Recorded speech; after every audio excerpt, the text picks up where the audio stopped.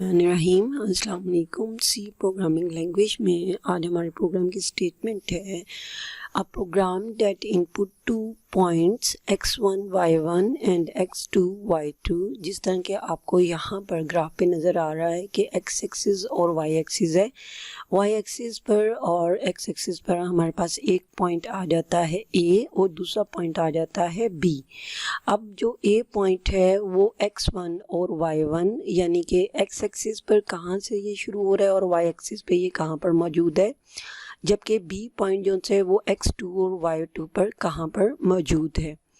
Date then calculates यानी दो numbers दो पॉइंट्स इनपुट करवाने हैं और पॉइंट्स मींस कि उनकी पोजीशन इनपुट करवाई जाएगी और फिर कैलकुलेट करना है डिस्टेंस बिटवीन देम, यानी a और b पॉइंट के दरमियान में कितना डिस्टेंस है इसको कैलकुलेट करेंगे using distance formula. Distance formula हमारे पास क्या आ जाता है, d is equal to under root x2 minus x1। यानी अगर ये पॉइंट A है और ये पॉइंट B है तो पॉइंट B का x2 में से माइनस किसको कर दिया जाएगा, x1 को, और फिर उसका स्क्वायर ले लिया जाएगा प्लस फिर पॉइंट B जो सा है पॉइंट A का y1 है और पॉइंट B का y2 है, तो y2 माइनस y1 करेंगे तो उसका फिर हम स्क्वायर लेंगे। स्क्वायर लेने के बाद इन दोनों को प्लस करेंगे, फिर अंडर रूट लिया जाएगा और फिर डिस्टेंस कैलकुलेट हो जाएगा। अब सी प्रोग्रामिंग लैंग्वेज में हम इसका प्रोग्राम कैसे बनाएंगे, उसके लिए हिंट क्या है कि सबसे पहले क्या कर लिया जाएगा, x2 माइनस x1 करके ये किसी एक वेरिएबल a में स्टोर कर दिया जाएगा। मीन्स ये a पॉइंट की हमारे पास पोजीशन आ जाएगी। फिर y2 माइनस y1 करके उसकी वैल्यू को कहाँ पे स्टोर करवा दिया जाएगा, b में स्टोर कर दिया जाएगा। फिर नेक्स्ट क्या है, क्योंकि ये अंडर रूट है तो अंडर रूट का क्या किया जाएगा, a मल्टीप्लाई बाय a, क्योंकि यहाँ पे देखें जो भी x2 माइनस x1 की वैल्यू आएगी उसका हमने क्या लेना है, स्क्वायर। तो वैल्यू यहाँ पे कैलकुलेट होके कहाँ स्टोर हो रही है, a वेरिएबल में, तो that's why a multiply by a फिर plus b multiply by b जो कि y2 माइनस y1 है उसका स्क्वायर ले लिया जाएगा। जब ये दोनों मल्टीप्लाई हो जाएंगे इनकी वैल्यू प्लस की जाएगी, प्लस करने के बाद स्क्वायर रूट का जो फंक्शन है वहाँ पर हम इसका कैलकुलेट करवा लेंगे स्क्वायर रूट, और डिस्टेंस कहाँ स्टोर हो जाएगा, d वेरिएबल में। के अकॉर्डिंग क्या है कि write a program that inputs two number. तो राइट अ प्रोग्राम के लिए सबसे पहले हम क्या टाइप कर लेते हैं, हैश इंक्लूड stdio.h और conio.h in the angle brackets. Include preprocessor से डायरेक्टली यूज़ की जाती है to include the header file in the program, और हेडर फाइल्स कौन कौन सी हैं, stdio.h और conio.h है। फिर वाइड मेन है, ये मेन फंक्शन है जहाँ से प्रोग्राम की एग्जीक्यूशन जो से वो स्टार्ट होती है। फिर डेलीमीटर्स आ जाती हैं हमारे पास, या कर्ली ब्रेसेस हैं जहाँ जिसे हम बढ़िया प्रोग्राम भी कहते हैं या बढ़िया मेन फंक्शन है। और यहाँ पर हमने अपनी प्रोग्राम की स्टेटमेंट्स टाइप करनी है, यानी इंस्ट्रक्शन टाइप करनी है जो हम कंप्यूटर को देंगे। तो प्रोग्राम की स्टेटमेंट ये थी कि write a program that input 2 points. तो जब दो पॉइंट हमारे ग्राफ पर होते हैं तो एक x एक्सिस और y एक्सिस से उसकी मेजरमेंट ली जाती है, तो that's why x1 comma x2 फिर कॉमा y1 कॉमा y2। ये तो चार वेरिएबल्स ले लिए गए हैं कि हम पॉइंट्स की दोनों एक्सिस और y के अकॉर्डिंग वैल्यू स्टोर करवा सकें। फिर हमें एक और वेरिएबल चाहिए होगा जहां पर हम y2 माइनस y1 और x2 माइनस y2 जो से स्टोर करवा सकें। तो फॉर एग्जांपल हमारा पॉइंट A था और दूसरा पॉइंट हमारा क्या था, B। तो हम यहाँ पे ये दो वेरिएबल्स ले लेते हैं ताकि y2 माइनस y1 को हम B में स्टोर करवा सकें, x2 माइनस x1 की वैल्यू को B में स्टोर A में स्टोर करवा सकें। ठीक है जी। इसके बाद हम ले लेते हैं D वेरिएबल। D वेरिएबल में क्या स्टोर किया जाएगा, डिस्टेंस। अब नेक्स्ट हम ले लेते हैं क्लियर स्क्रीन CLR SCR, ये बिल्ट इन फंक्शन है, प्री डिफाइंड फंक्शन है और किस हेडर फाइल का है, conio.h हेडर फाइल का है। नो नेक्स्ट इनपुट करवाना है तो सो हम क्या टाइप करेंगे, प्रिंट एफ स्टेटमेंट देना क्यों लाजमी है, ताकि हम यूज़र को अलर्ट कर सकें that computer is waiting for a value to be input by the user. Double quotation में यहाँ पर हम मैसेज टाइप कर देते हैं, इसके अंदर एंटर द वैल्यूज़, यानी वैल्यूज़ एंटर करवाई जाएं, the values of 2 points, 2 points की वैल्यूज़ को एंटर करवा दिया जाए। और ये जो सा है ये हम इसके थ्रू भी कर सकते हैं कि पहले हम एक मैसेज ले लेते हैं एक वैल्यू के लिए और फिर हम दूसरा मैसेज ले लेते हैं दूसरी वैल्यू के लिए। तो यहाँ पर हमने एक ही ले लिया है। फिर नेक्स्ट है स्कैन एफ।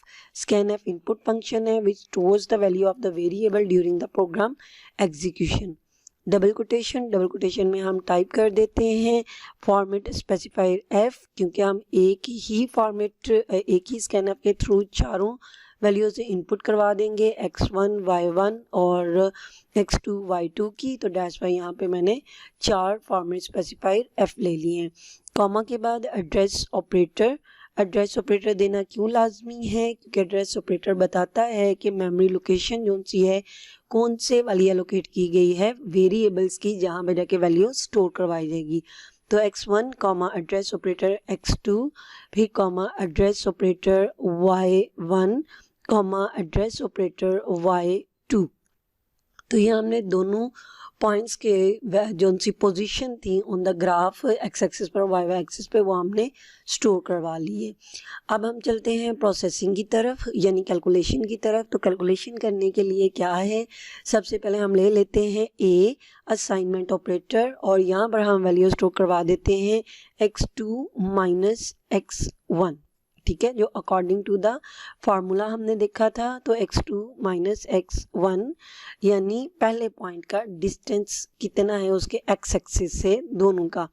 फिर इसके बाद आ जाता है B assignment operator y2 minus y1 के जो हमारा पहला पॉइंट दूसरे पॉइंट से उसके डिस्टेंस में था, तो y2 माइनस y1 बताएगा y एक्सिस पे इनके दरमियान में कितना डिस्टेंस आ रहा है, ठीक है। जब हम ये माइनस करवा लेते हैं तो इसके बाद हम यहाँ पर डिस्टेंस को कैलकुलेट करने के लिए फार्मूला दे देते हैं D assignment operator SQRT that is a built in function. इस बिल्ट इन फंक्शन को तो एक हमें पैरामीटर चाहिए जो देना है, लेकिन जो हमने फार्मूला देखा उस फार्मूला के अकॉर्डिंग क्या है कि सबसे पहले क्या किया जाएगा, ए का स्क्वायर हमने ले लेना है। तो हम यहाँ पे कर देते हैं A multiply by A. Next है प्लस, यानी अब हमने वैल्यू इसकी प्लस करवा देनी है किसके साथ, B multiply by B square के साथ। पीछे हमने फार्मूला भी इसका देखा है। और फिर SQRT फंक्शन बिल्टिन क्या करेगा, इसका स्क्वायर रूट हमें कैलकुलेट करके देगा। लेकिन जैसे कि हमें पता है कि SQRT क्या है, ये हमारे पास बिल्ट इन फंक्शन है। तो इस किस हेडर फाइल का ये बिल्ट इन फंक्शन है, it is the function of header file math.h।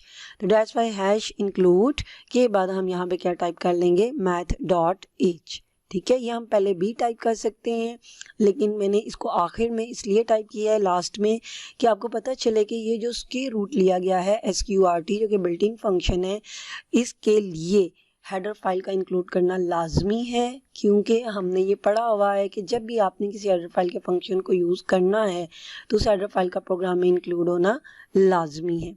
इसके बाद जब कैलकुलेशन हो जाएगी तो फिर हम यूज़र को आउटपुट डिस्प्ले करवा देंगे और वो क्या है, प्रिंट एफ स्टेटमेंट में हम यहाँ पर दे देंगे द डिस्टेंस बिटवीन 2 पॉइंट्स। वो क्या है हमारे पास और कहाँ स्टोर है, द डिस्टेंस बिटवीन 2 पॉइंट्स। हम यहाँ पे ये भी लिख सकते हैं 2 पॉइंट्स A एंड B, लेकिन मैं सिर्फ यही कर रही हूँ the distance between 2 points is. फिर क्या दिया जाएगा, फॉर्मेट स्पेसिफायर F, क्योंकि हमें पता है कि जब प्रिंट एफ फंक्शन के थ्रू किसी वेरिएबल की वैल्यू डिस्प्ले करवानी होती है तो क्या दिया जाता है, फॉर्मेट स्पेसिफायर और कॉमा के हम के बाद वेरिएबल का नेम दे देते हैं डी, क्योंकि डिस्टेंस इसके अंदर स्टोर है। और लास्ट स्टेटमेंट हमारे पास क्या आ जाएगी, गेट CH, जो कि प्रोग्राम की एग्जीक्यूशन को टेम्परेरी तौर पर क्या कर देगा, स्टॉप कर देगा। Know that is our source code. Source code को हम फिर सेव करेंगे, पहले सेव करने के बाद इसे कन्वर्ट किया जाता है ऑब्जेक्ट कोड में। तो हम कंपाइल पे जाते हैं और कंपाइल पे क्लिक कर देते हैं, अदरवाइज आपको ये Alt+F9 नज़र आ रहा है। हम शॉर्टकट की भी यूज़ कर सकते हैं, तो Alt+F9 करेंगे, यहाँ पे क्लिक कर दें, देन प्रेस एनी की फ्रॉम द कीबोर्ड, कोई सी भी की आप प्रेस कर दें। नेक्स्ट वन हमने क्या करना है, इसको रन करना है। तो रन पे जाते हैं, ये Ctrl+F9 करेंगे तो अब यूज़र को ये मैसेज डिस्प्ले करवाया जा रहा है, enter the values of 2 points. तो 2 पॉइंट्स की हम वैल्यू एंटर कर देते हैं, फॉर एग्जांपल 3.2 और 7.6। ये वैल्यू किसकी जाएंगी, एक x1 की होगी और एक हमारे पास होगी x2 की। नेक्स्ट वन हम इसको वैल्यू दे देते हैं यहाँ पर 7.3 और 9.4, यानी ये वैल्यूज हमें किसकी इंडिकेट कर रही हैं, एक x1 की, x2 की और दूसरी y1 की और y2 की। नेक्स्ट हम एंटर की प्रेस करते हैं तो the distance between 2 points is 4.87548 है। तो इसी तरह किसी भी पॉइंट की जब हमने वैल्यू डिस्प्ले करवानी है तो उसके लिए हमेशा याद रखिए कि हमें किस किस चीज़ की ज़रूरत पड़ेगी। वेरिएबल्स हमने चेक करने हैं कितने हमने जो उनसे हैं डिक्लेयर करने हैं, फिर उनकी कैलकुलेशन को कैसे परफॉर्म करना है, नेक्स्ट फार्मूला के अंदर उसको कैसे पुट किया जाएगा और फिर हमारे पास इसकी आउटपुट आ जाएगी।